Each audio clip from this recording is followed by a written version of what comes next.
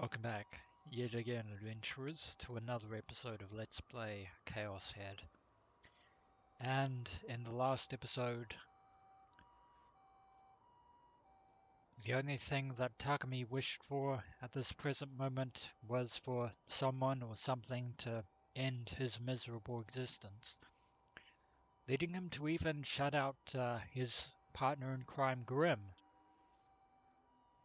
who had hinted that something was about to take place at the Shibuya Scramble crossing an hour from now. Not that Takumi paid much attention to his old comrade. And meanwhile, something very peculiar happened. Nanami had mysteriously reappeared, despite supposedly having been kidnapped, and once again the lines between reality and delusions have been muddied yet again. And speaking of which, Yua Kusunoki has been waiting out here in the hospital, patiently waiting for Barnes' return despite his previous warnings to her, when suddenly the image of her deceased sister Mia had appeared out of nowhere in front of the hospital in front of her. A hallucination, to be sure, and yet not one entirely made of Yua Kusunoki's imagination. She wasn't a ghost. No, she is not. Yua was dumbfounded. She instantly broke into a run and went towards the hospital entrance, chasing after the girl. Oh dear. Because lights out had already gone by, the hospital building interior was even more deathly quiet than outside. Each time Yua took a step, the sounds of her shoes echoed far down the hallway. It had been the same in the outpatient building, but the excessive silence made it seem even eerier.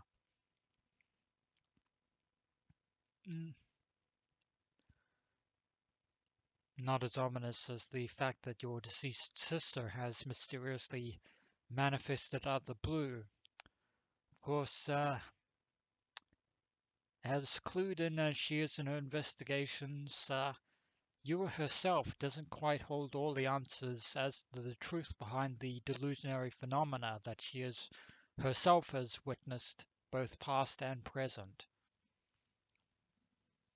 The girl's presence had disappeared in the direction of the upper floors. She heard something resembling faint laughter as well, like a scene right out of a ghost story. Except this is no ghost story. Yua thought to herself as she slowly, step by step, climbed the stairs with great care, putting herself ultimately in even greater danger than before. She came out on the second floor. She looked down the hallway, but there was no one there after all. When she became dubious, suspecting it of having been a hallucination, which ostensibly it is, there was Mia's laughter. She heard female laughter from the floor above. That voice, that manner of laughing, Yua had heard them countless times in the past. Upon ascending to the third floor, Yua had glanced at the corridor, and there stood a girl with the same face as her. One of the 5 to die in the first New Gen case, the group dive. Her sister, who was supposed to have died 2 months ago. Indeed, she did die. For Mia Kusunoki is no longer of this world. But one would suspect Rimi of being capable of doing something like this, since she did do this kind of thing when she manipulated Senna into believing that Hatano was there when he in fact wasn't. Rimi Sakihara isn't the only one capable of doing this, however. Unfortunate a fact as that is. Mia Kusunoki stood there, and there was no denying the tangibility of her existence.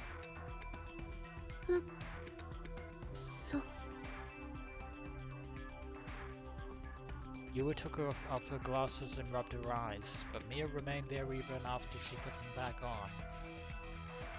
Mia-chan, nano? In the words of both Ayase Kishimoto and Rimi Sakihata, this is the delusion that you wished for, Mia. Yua, sorry, I'm getting the two confused now. Domo? Of course, Mia has the more dominant personality of the sisters. Not entirely unlike the times in which Yua displayed such behavior towards Takumi when she was investigating him. A voice so clear she couldn't think of it as an auditory hallucination. Not in contemporary terms, no. But expressions of hers with an invincible smile. She was the very same Mia from Yua's memories. Mia had always been like that. She often sneered that way to make herself out to be the bad guy, as we heard from her past. Mia-chan. 本当に私がミアであなたがユアだと思う？どういうこと？もし逆だったら？ Reverse. It couldn't be. But then again, stranger things have already happened. あなたはミア。死んだのはユア。殺したのはあなた。 Now this is psychological warfare if ever I've seen it. 何を言っているの？あなたは親に愛される姉が疎ましくてネットで殺人を依頼したのよ。しかも自殺に見せかけるように見ず知らずの4人も一緒に飛び降りさせた。あなたは姉になりすまして妹の死を悲しみ涙を流しているふりをしながらこれまで姉が独占していた親の愛を手に入れて心の中ではほくそ笑んでいる。違うわ。私はユアよ。誰がそれを証明するの？ That is a good question. Although there is serious doubts as to the fact that she would murder her own twin sister, even if it were true, it is still an interesting possibility that Yua Kusunoki herself might actually be, there might actually be some truth to the fact that, or the possibility that Yua might in fact be Mia herself. 私はユアのはず。 But even Yura is unsure. でも確信が持てない。私を私だと証明するものって何？ And now Yua is finally, well, not that she realizes it, but she is now pretty much in the same situation that Takumi Nishijo is. 顔？名前？記憶？自分のことなのに。自分で自分を証明するなんて不可能よ。私がミアだっていう可能性もあるの。 Maybe, then again, maybe not. あなたはいろいろと調べていたじゃない。多重人格、無遊病。 Indeed, the very things that you accuse Takumi Nishijo of having. And yet, it could very well turn out that the two of you actually have something in common after all. 記憶捏造、それから妄想。 The matters she herself had researched up until now what had thrust at her the reality of how memories or else recollections were such ambiguous things. She ceased to understand herself. What was she? Yua held her head and shook it like a child throwing a tantrum. あなたは誰？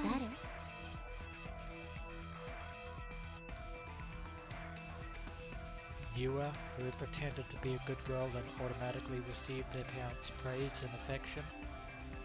Mia, who pretended to be a bad girl and actively earned her parents' dislike, and looked upon her older sister with envy and loathing even though she had brought it all upon herself. さあ、私も。 Mia, or perhaps Yua, began walking soundlessly, as though to lead the way for Yua, or perhaps Mia.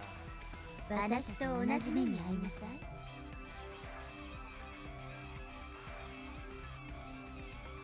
い。 Yua and Mia, monozygotic twins with identical faces. The boundary between them was becoming unclear.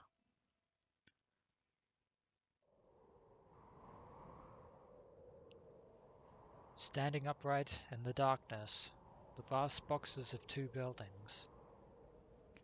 But compared to the Shinjuku skyscrapers that towered nearby, they were just like children gazing up as at adults.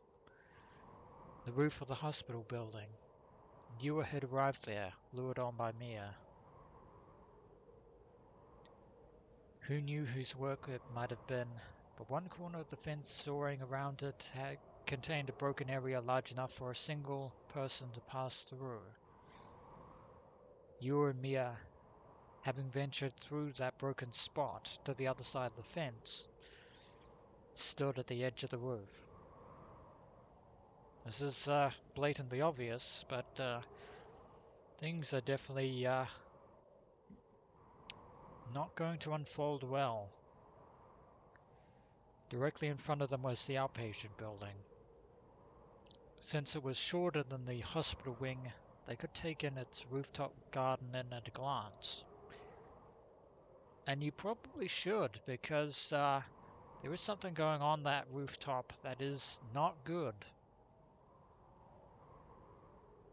That said, it wasn't illuminated, so you wouldn't be able to tell even if someone were there. Oh dear.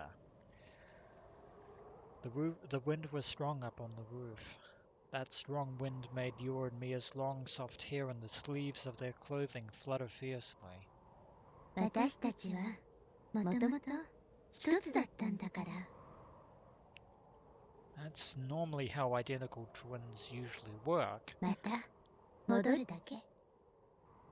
一歩を踏み出せば、あなたは私になる。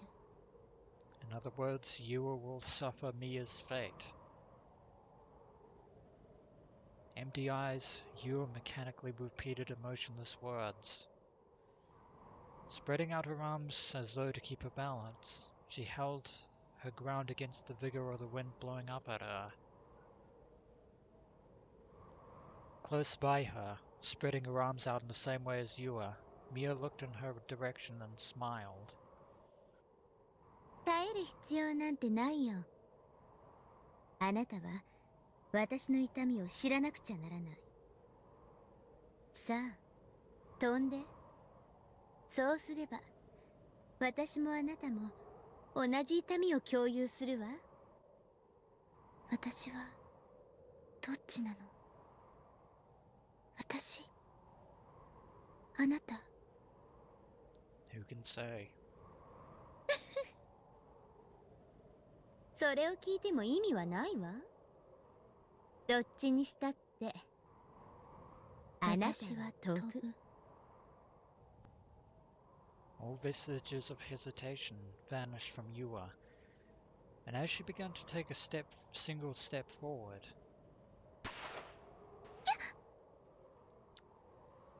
and there it is, the fatal shot that took the life of Yazuji-ban.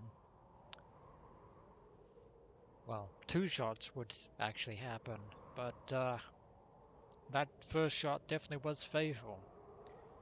murdered by the very man he was trying to rescue, Mamoru Suwa.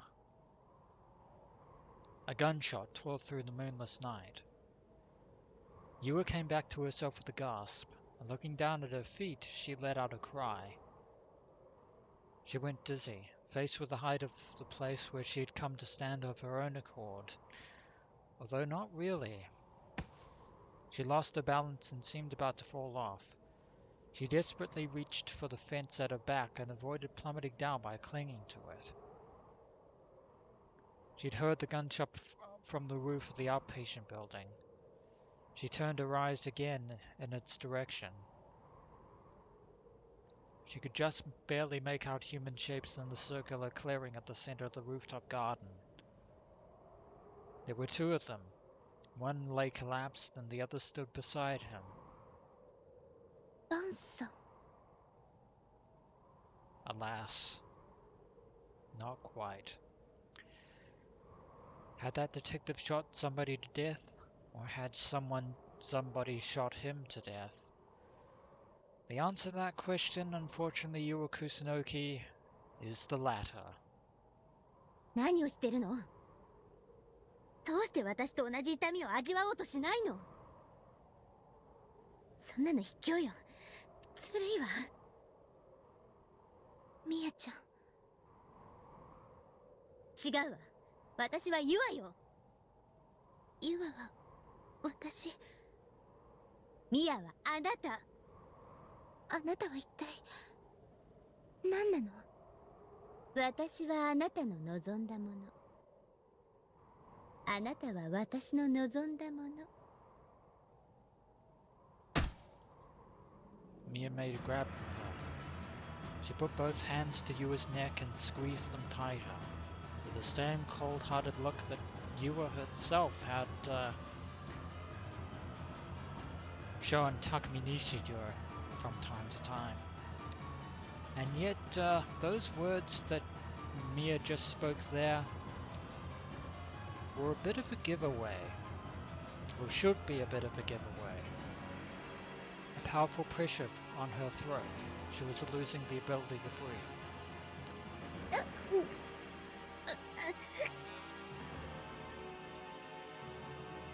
Mia wasn't a ghost. She definitely had a physical body. She was strangling Yua by the neck. お願い、死んでよ。今日ぐらい私のお願いを聞いて。いつも我慢してきたんだから。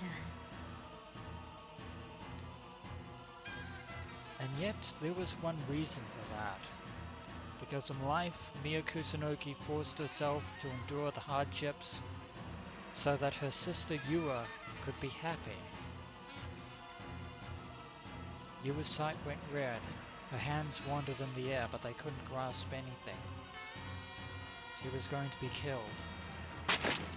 Faced by the extremity of that terror, Yua threw her whole body into the struggle to shake Mia off her, using a strength she hadn't known she possessed. But Mia was strong as well, and Yua simply couldn't compete. Even her thoughts began to go red. It felt as like her consciousness had been covered by a glob of blood. As she shook her head violently, her glasses fell off. A bystander would no longer have been able to tell Yua and Mia apart, except of course for the different clothing. The results could freely determine who had killed who. If Yua died, all Mia would have to do was become her. If Mia had died, all Yua would have to do was become her. Resignation gradually spread through Yua's heart. The hatred-filled face of Mia, or Yua, before her. Not wanting to see it, she turned her face away.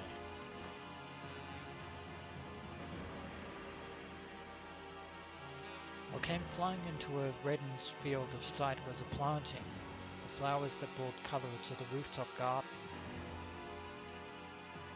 She had the sense that a dissimilar shadow was mixed in with those flowers.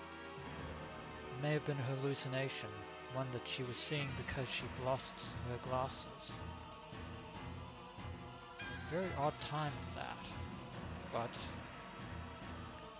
She could no longer breathe. In the midst of her suffering rose up a faint serenity.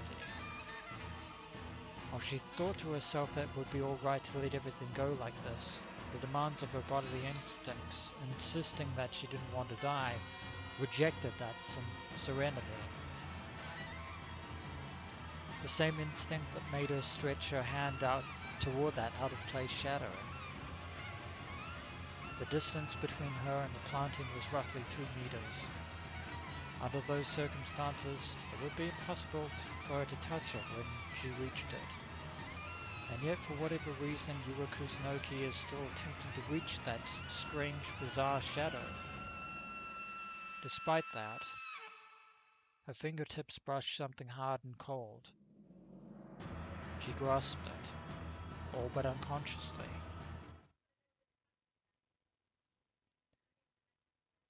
A split second later, Yua Kusunoki's dwindling consciousness went clear, as though a fog had lifted away from it.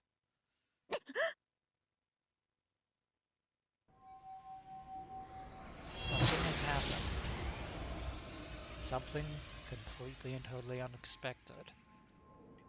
An intense invisible impact burst forth. A red light resembling flower petals had danced there, sending the twins, one of whom had almost been lying on top of the other, flying apart. Coughing, Yua swayed to her feet, looked at what she was gripping, and widened her eyes. It was a single sword. All too elegant, all too keen. All too immaculate, all too valiant. All too delicate and easily damaged, all too profound and unfamiliar. And beautiful enough to invoke tears. In other words, ladies and gentlemen, Yua Kusunoki has managed to acquire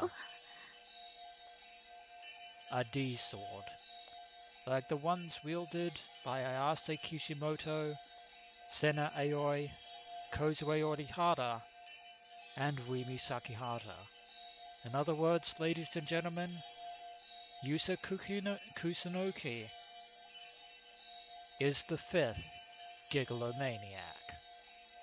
That which lay in her hand. What it reminded Yua of was Ayase's sword, which she had previously seen in the subway, and the sword belonging to the girl of whom Ban had spoken, Sena. 今のは何？ Blown away by the mysterious shockwave from before, almost buried in one of the plantings, Mia came crawling out, pressing down on her head. あなたは何をしたの？私はミヤちゃん、私やっとわかったわ。どうしてここまで一生懸命あなたの死の真相を調べていたのか。私を殺そうとしたの？私はまた殺されるところだったの？また？ I don't think that was it. 結局私はあなたが怖かったのよ。当てつけに死なれたと思ったの。あなたがわからなかったの。あなたが死んだ理由は私のせいじゃないって証明して安心したかった。最低のお姉ちゃんね。どうして死んでくれないのよ。 Nothing she said would get through to Mia anymore. Their two hearts, which had begun as one and the same, were now perfectly estranged and would never return. Mia seized at her again, recalling her previous agony and trembling in terror. You were... A flash. The sword in her hand traced the sharp locus. It clove the ghost in half. Mia stopped moving, wearing an expression of astonishment. She groped at the wound carved from her lower left abdomen to her right shoulder. No blood emerged. ミヤちゃんは2ヶ月前に死にました。Indeed she did. それなら、あなたは誰なんですか？ Not a ghost, but a delusion.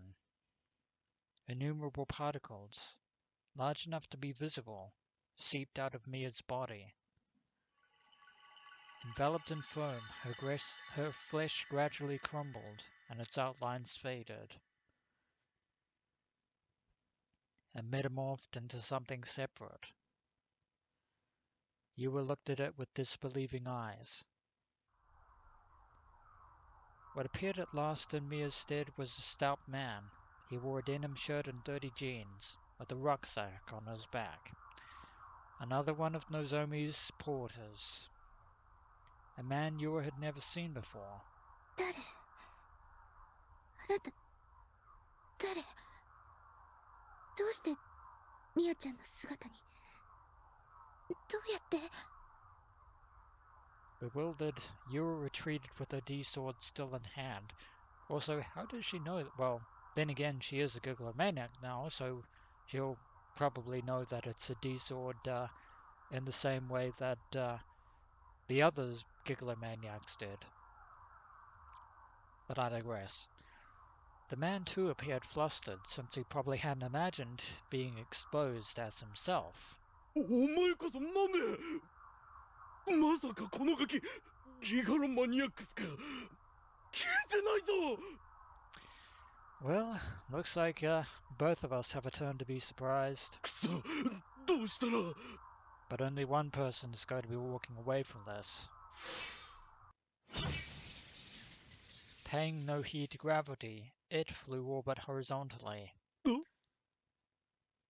By the time the man turned to look behind him, it had already pierced the rucksack he was wearing. And from within that rucksack gushed a pale flash of light. The man went taut, as though he'd received an electric shock, and toppled over on his face with the whites of his eyes showing. Bubbles frothed from his mouth and he convulsed. That which had stabbed his rucksack. A sword with beautiful curves, similar to the one that Yura had obtained a moment ago, but a very different sword, これ、 nonetheless. Yura remembered seeing that sword somewhere before. She'd spotted it once before. A single human presence approached her. Yura raised her head. She who emerged out of the dimness. There can only be one individual. 何事かと思ったら、こんな騒ぎになっていたのね。 Ayase Kishimoto, Fez herself. 岸本さん。 Expressionless, Ayase glanced at the sword Yua held. 感じる。大いなる意志を。私がこの病院に居続けた意味は、こういうことだったんだわ。Wouldn't exactly phrase it like that, but okay. Of course, Yua's in no state to be able to understand Ayase's murmurings. Ayase picked up Yua's fallen glasses, knelt in front of Yua, who had sunk down there dazedly, and looked into her face. Her thin fingers gently brushed Yua's hair back and softly placed her glasses on her.